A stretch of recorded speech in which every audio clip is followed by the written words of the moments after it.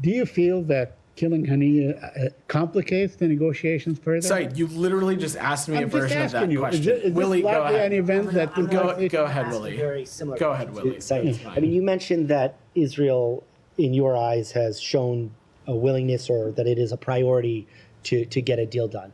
But I mean, certainly eliminating the person that you're trying to get a deal done with suggests that it's not a priority. So, look, Willie, I don't have an assessment to offer as it relates to attribution, and I'm certainly not going to speak for the Israelis or any other government or entity as it relates to this. What I can say is that the United States is squarely focused on is getting a deal done. It is the message that the Secretary is carrying in the conversations that he's having with world leaders and counterparts, some of which that we just talked about, and that's what we are focused on. We continue to believe a deal is achievable and urgent, and we're going to have our team continue to work tirelessly to close those gaps. Just shifting, in the wake of the Haniyeh killing, is there any posturing or concern of embassies in the region or elsewhere right now, security-wise? So look, take this situation, put the situation aside for a second, Willie. We take the safety of all our personnel, not just State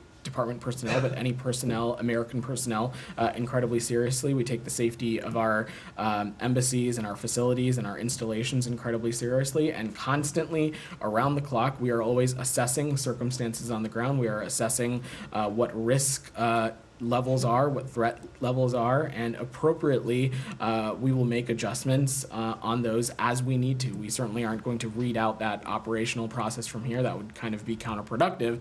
But what I can say is that this is not just tantamount of importance to the Secretary of State. I know it is also of importance to not just the President, but the Secretary of Defense and other executives across this interagency who may or may not have personnel abroad. So this is something that we are paying very close attention to. Yeah, go ahead, Daphne. You said that you've seen Israel engage in constructive conversations about a ceasefire deal. Is it still your assessment today that they're engaging constructively? That is still our assessment. I'm not going to speak to specific negotiation processes, but that continues to be our assessment. Go ahead. So, saying nothing about the eventual outcome of the talks or progress towards a ceasefire hostage release deal, can you say if, given the response from key mediators, from Hamas, will the assassination lead to at least a pause in the talks? So that is not our understanding at the moment, but beyond that, I'm not going to speculate on the impacts here. To say for also probably the 15th time, our focus is on working to close this gap, the gaps that exist, and continuing to work to get this deal done. When we say that this is of vital importance to the region, that is not hyperbole. That we legitimately think that to be true, not just in the context of Israel and Gaza, but also when we were talking about destability across the region. We think that a ceasefire deal has the potential to be beneficial in addressing that situation writ large as well. Has there been any direct or indirect conversations between the U.S. and Iran following the assassination? I'm not aware of any diplomatic conversations. Go ahead, Alex. Actually, before I come to you, does anybody else have any? Go ahead, Ravi. I know, Alex, I'm sure you have a wide geography to cover, so I just want to close out this region of the world before we come to you. Yeah. Follow up on the assassination of Haniyeh and implication on the Gaza ceasefire talks. Actually, one of the mediators, Qatar's Foreign Minister Antony, today asked a question, which is that how can mediation succeed when one party assassinates the negotiator on the other side? What is your response to this? So, look, again, I'm not a spokesperson for the Qatari Foreign Ministry. I will let the Prime Minister and Minister of Foreign Affairs speak to his own comments. What I can say is that the Secretary and the Prime Minister had a constructive call earlier today where the Secretary reiterated again the need for getting a ceasefire done. The Secretary reiterated the United States' commitment to continuing to work to close these gaps and to get a deal across the finish line for all the reasons that I talked about. One more, please, on the Middle East. Do you have any comment on two Al Jazeera journalists, Ismail and Rami, who were killed in an Israeli airstrike today in northern Gaza?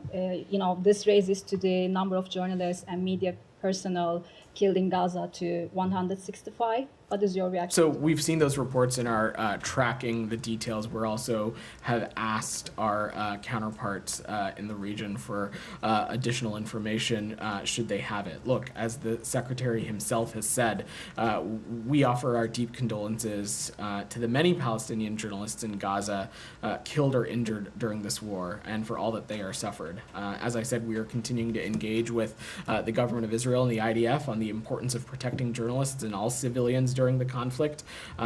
We believe that journalists have been integral to shedding a light on the dire circumstances in the Gaza Strip right now. And we have been absolutely clear that Israel has a moral obligation and a strategic imperative to protect civilians. And of course, part of that includes journalists. But I don't have any more as it relates to this specific. Just a quick follow-up. You said Yeah. you asked Israel for more information. There have been many incidents over the past 9 months that you asked Israel to provide more information. Can you give us one example of I'm how not going to Israel get into get the back? not going to get into specific diplomatic conversations. There have been a number of instances in which we have asked our partners in Israel for additional information in which they have provided it. They have shed light on the nature of those operations and how they were conducted. We will continue to engage with those conversations privately with our partners in Israel and publicly when needed. Prem, go ahead. I will have a non-Middle East question later if you can. I'm sure you will. Prem, go ahead. Thank you, Vedant.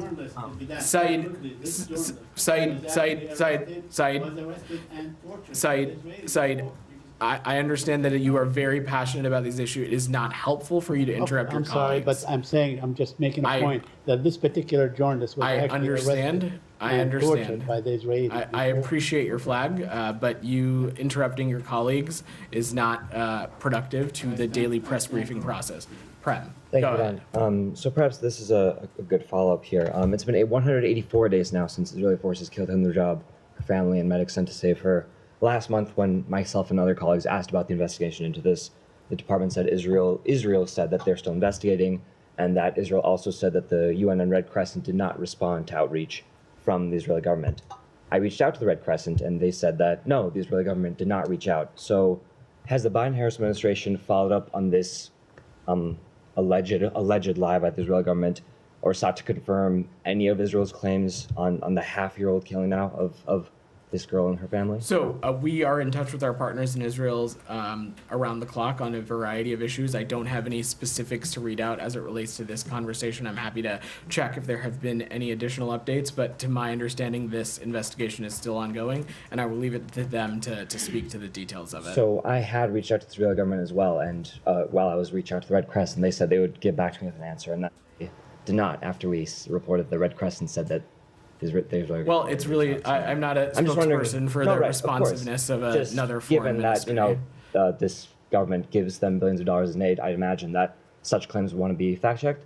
So we will continue to engage with our partners in Israel. We ask them for additional information. We ask questions when we see incidents unfold, and we'll continue to do that. As it relates to this incident, I'm not aware of any updates, and I believe this investigation is ongoing. Okay, and one quick one, sorry. Yeah. Thank you, everyone. With the 2024 election around the corner, how has the U.S. followed up on the reporting, I believe a month and a half ago, ish, forgive me if I'm wrong, of Israeli government-sponsored influence campaigns attempting to influence American politics? So I'm not aware of this report specifically. The You New raised York this Times previously. reporting, the New York Times reporting. Right. Sorry. Yes. No, I No, that's understand what okay. you're speaking to. Yeah. So look, any foreign entity is aware of U.S. laws and the confines in which they should or should not be allowed to operate within the United States. When it comes to disinformation and things targeted at the United States, I will say that is not necessarily something that lives in this department, and I'm sure my colleagues at the Department of Justice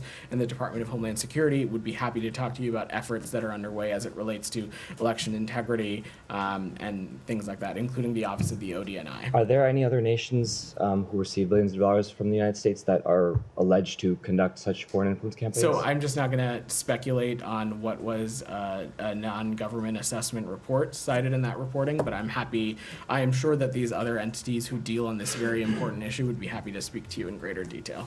Go ahead. So I know you said that you wouldn't comment on the impact of Haniyeh, but the U.S. government had a $5 million reward on the head of Fuad Shakir. I was just wondering if you had any comment on his killing and. So first, we spoke a little bit about this earlier in the week. We've seen some conflicting reports on whether Fuad Shakir survived the strike, but the latest information out of Beirut suggests that he did succumb to his injuries after being taken to a hospital for treatment. Let's also remember that this was an individual who was involved in the 1983 U.S. Marine barracks bombing and certainly has American blood on his hands. And as it relates to our Rewards for Justice program, I just don't have any additional information. Confidentiality is a key aspect of the way in which the department's Reward for Justice program operates, and as a rule, we don't publicly disclose specific information submitted into responses as it relates to things like this. But I think an important thing to note, again, is that the U.S. was not involved in the planning of the attack, and this was an action taken by the IDF based on Israeli intelligence. Let's DR, go ahead. Thank you, Ben. You just said that the U.S. is not involved in this act, but the Iranian government sent a letter to United Nations Security Council, and they clearly says that the U.S.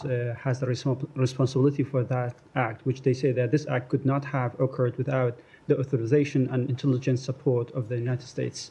What's your comment on this? So again, I just don't have any assessment to offer for you as it relates to attribution, and our message to any country, to any entity, whether it be the Iranian regime or otherwise, is the call for de-escalation and to not take any actions that would lead the region into wider conflict. That has been our message since October 7th, and that continues to be the case. And then yesterday, the U.S.-led global coalition attacked PMF, the Iranian-backed group is in Iraq. So, and then the Iraqi government condemned this, and they said that despite all the efforts through political and diplomatic channels, and that the U.S.-led global coalition, they attacked the PMF, and they want to drag Iraq into the wider conflict in the region. So why did you conduct this attack, and what's your comments on the Iraqi government Let's be a little bit clear about what this is that U.S. forces carried out a defensive airstrike in Iraq on July 30th. These actions were taken to address an imminent threat posed to U.S. and coalition forces, and we have a commitment to the safety and security of our personnel, and we won't hesitate to defend our people or hold responsible those who may potentially harm U.S. personnel, and it's as simple as that. Go ahead in the back. Well, thank you. Always in the same Middle East issues. I want to bring you back to Al Jazeera, please. Al Jazeera, the network now assures you, confirms that it was a targeted killing. The crew of reporters were reporting by the house of Haniyeh, and they've been struck by that missile. What would you have to say? We know you're talking to the Israelis, but what are you specifically asking them? You have 22 Arab countries who need an answer. So I don't have any updates as it relates to this particular circumstance. As I said to your colleague, we are aware of these reports, and we have communicated with our partners in Israel for more additional information, but I don't have anything to share beyond that at the moment. Okay, Alex, go ahead. Yes, on Georgia, statement the secretary put out today. He was referring to the comprehensive review of the bilateral relationship, and he said that today's action is a result of that review. Does that mean that you guys have concluded the review? Have you landed into conclusion? And if so, should we view today's action as an isolated action, or is it part of a little of one of the little steps you are willing to take? Let me widen the aperture a little bit, Alex, because I'm not sure others in the room may be tracking. So earlier this morning, the Secretary announced that the United States will pause $95 million in assistance that would have benefited the government of Georgia. The U.S. is taking this step due to the Georgian government's recent anti-democratic actions and false statements that are incompatible with membership norms both in the European Union and NATO. Let's remember that nearly 80% of the Georgian people support EU membership, but the Georgian government, through its own actions, including this spreading of disinformation about its allies and partners, is moving the country further from European aspirations of its citizens. We'll continue to urge the Georgian government to return to the path of democracy and Euro-Atlantic integration by repealing the foreign influence law, withdrawing other problematic legislation, ending its disinformation campaign and committing to conduct the elections and pre-election season transparently and allowing international and domestic monitors. These actions would be consistent with receiving support from the United States as a democratic partner. Though our bilateral ties are at a uniquely challenging moment, the United States' commitment to the Georgian people and their aspirations is absolutely enduring. We will continue to support programs and activities that benefit the people of Georgia by strengthening democracy, rule of law, independent media, and economic development. This review, Alex, that you asked about at the beginning, that review is ongoing, and we, of course, stand at the ready to take any additional and appropriate action should we need to. On the line that the Secretary is drawing to make a distinction between the funding was supposed to go to the Georgian government, although I'm surprised that they had an access given everything they had done, and the funding that is still available for Georgian people. Is that a reflection of the Georgian government? When you announced the sanctions previously, they're pushing propaganda saying that, because of ambiguity behind the sanction, saying that you were targeting the Georgian people. Is that a reflection of your message that you are not? This is distinctly about Georgian Dream government.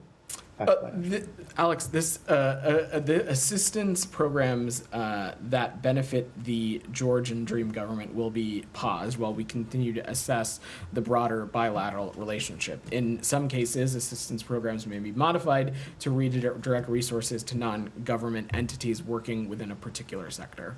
Thank you. You also probably have seen the Helsinki Commission leader's letter to the Secretary from July 26, in which they are asking for sanctions against Ivanishvili and his inner circle. Is any Certainly would not preview any actions from up here, Alex. I have one on Ukraine, if I may. Okay. Are you in a position to confirm the reports that Ukraine has received F-16s? I don't have any assessment to offer on that, Alex. I'd let my colleagues at the Pentagon to speak to that. I think I'm final on Hungary, if I may. The leadership, they have been, we have seen some little actions coming from Hungary, but the latest action they have taken, to allow Russian and Belarusian citizens without any screening to enter the European territory.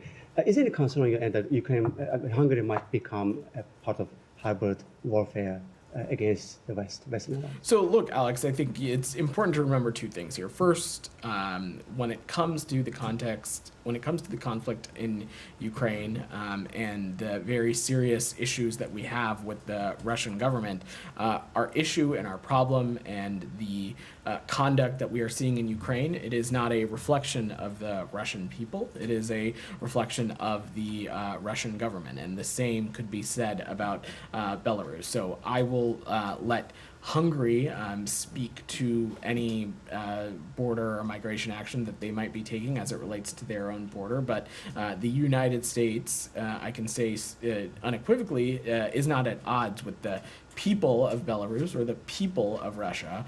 Our issue is with the actions of those governments, and specifically with Russia, the barbaric, aggressive, illegal, and inconsistent with international law aggression that we are seeing as they infringe on Ukrainian territorial integrity and sovereignty. That's what this is about. It is not about, we certainly don't want to see adverse impact to the Russian people or the Belarusian people. And beyond that, Hungary continues to be a NATO ally of ours, and they continue to play a crucial role in the alliance. Go ahead. Well, she had something on Russia, so I'm just I will come back to you. Go ahead. I just wanted to ask you about public reports of political prisoners in Russia being moved around, some locations unknown. Vladimir Kara-Murza, I understand his location is unknown. Does the U.S. have any information about whether these movements are happening or why they're happening? I don't want to speculate on any reasoning. What I can say is that the United States continues to be focused on working around the clock to work to get our wrongfully detained American citizens home, and that continues to be the case, but I have no updates beyond that. Does the U.S. know where its detainees are? So we continue to be in touch appropriately with Russian authorities, in the case of Russia, about consular access and specific location, but I don't have any updates for you. Thank you. Go ahead. Yes, Saki from Voice of America. So it's been 2 weeks since two American journalists, Evan Gershkovich and also Kurmasheva, have been convicted. And does State Department know where they're currently being held? And Kurmasheva also asked for consular access. Has she been granted a consular access after her conviction? So Olivia just asked a version of that question, so I will point to what I just said 60 seconds ago. Go ahead. Thank you. Yeah. Just to quickly clarify what's been said on ceasefire talks. So you are confident that as we speak, the deal is still possible, even if the political leader of Hamas. We continue to believe a deal is achievable and urgent, and we are continuing to work and are committed to work to narrow those gaps and to make a deal possible. We think it's vital and vitally interest to the region. And is it even if Haniyeh is that who's been representing Hamas response and interest to that? So I'm just not going to speculate. One, I'm not going to speculate on any impacts here. Two, I'm not going to get into the negotiation process or when it comes to relevant actors or things like that. What I can say is that we have the ability to appropriately and successfully engage with both Hamas and Israel and continue to keep this process and keep the conversation ongoing, and we fully intend to do that. Thank you. Jackson, go ahead. Thanks for that. With Hamas, Hezbollah vowing retaliation, what's the U.S. position on how Israel should respond? Prime Minister Netanyahu just said that Israel, quote, will exact a heavy price from any aggression against us on any front, end quote. What are you referring to specifically, Jackson? What I'm referring to is retaliation for Haniyeh's death, for Hamas, and then Hezbollah Shakir's death. So what I can say, Jackson, and I will reiterate what I've said at the beginning, is that our priority region-wide is to promote diplomatic solutions for a more peaceful, secure, and integrated region, and that continues to be the case. And then reportedly, IRGC Aerospace Force Commander Amir Ali Hajizadeh has been killed near Damascus. Can you confirm that? I don't have any updates for you on that. Goyle, go ahead. Thank you. Thank you, sir. Two questions, please. One, as far as Iran supporting terrorists is concerned, who is supporting Iran? Is it Russia, China, or North Korea, or any other country supporting Iran? And second, sir, does Iran support this deal between Israel and Hamas? I can't imagine that the Iranian regime supports a ceasefire deal, given that they are the sowers of much of the instability that we see in the region. But of course, I don't want to speak for the Iranian regime. And there is a clear track record of the closeness of relations between Russia and the Iranian regime. We've seen that play out in a number of ways over the past 2 years, specifically, including in the context of Ukraine. We've seen the provision of UAVs and other security articles. And so certainly that is a relationship that's deeply concerning and one that we'll be paying close attention to. Second, sir, just a diplomatic question. Ever since Vice President Kamala Harris was supported and endorsed by President Biden, and there have been name callings against her for her ethnicity, color, and where she come from, and all those things. Is Secretary hearing anything diplomatically from around the globe, those secretaries or foreign ministers, about because being a first woman now maybe, and also because of her look, and among others? So for a variety of reasons, many of which you've heard us talk about before, I'm certainly not going to get into electioneering or campaigns from up here, but I will point you back to what Secretary Blinken said about the vice president last week when he was asked a question about one of your colleagues. She is somebody who, on the foreign policy stage, has spoken forcefully on behalf of the United States. When she meets with world leaders, when she engages with them, the Secretary has been able to be part of some of those engagements. World leaders and counterparts know that she not only speaks for the president, but she speaks for the United States. Why I said so quickly, I'm sorry to interrupt you. Because my community is very much disturbed, because my community, she comes from background from India, and my community is also worried about, because there are some attacks against my community here in the region around the U.S. Let's certainly be unequivocal. Any kind of derogatory remarks that are rooted in someone's appearance or ethnicity or background, not only are they uncalled for, they really have no place in our American democracy discourse. But again, I'm not going to get into politics or campaigning from here, and would just echo what the secretary has said just last week about being able to work with the vice president for the past 3.5 years on the world stage, engaging foreign leaders with her, and what she's been able to bring to the table when it comes to the foreign policy accomplishments of this administration. Thank you very much, Nick, sir. you've had your hand up. Shifting to Venezuela. Sure, go ahead. The Colombian president is now calling on Maduro to release detailed vote counts. Do you believe that that kind of increased pressure is going to result in anything substantive, or do you think there's anything more the U.S. can do? So, look, since Monday, you have continued to see more and more countries echo the same call from the United States that we would like to see a public publishment of the tabulation data. The international community, the United States included, is running out of patience on waiting for Venezuelan electoral authorities to come clean and release a full, detailed data on this election so that everyone can see the results.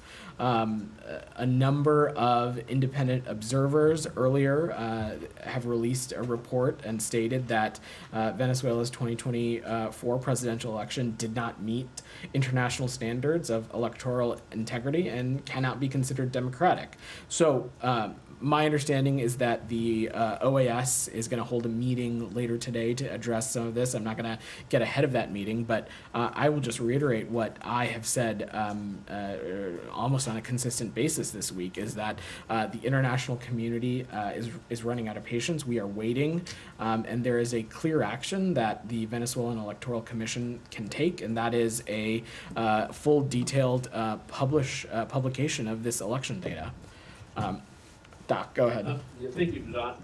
This is on Lithuania and elsewhere worldwide on anti-Semitism issues. But what is the Biden administration's response to the Lithuania government's plan to desecrate the Jewish cemetery in Vilnius, Lithuania? Just received an email from the Lithuanian ambassador to the U.S. saying that it plans to build a museum over the graves of Jewish people there. It's in violation of Jewish law and viewed as an act of anti-Semitism. No follow-up. So I'm not tracking or aware of that incident specifically, so I honestly would refer you to Lithuanian authorities. Okay, on another issue is worldwide, how is the Biden administration holding other countries as well as U.S. citizens accountable for anti-Semitic behavior? Throughout the course of this administration, and again, I think this is something that my colleagues at the White House can speak a great deal about, we have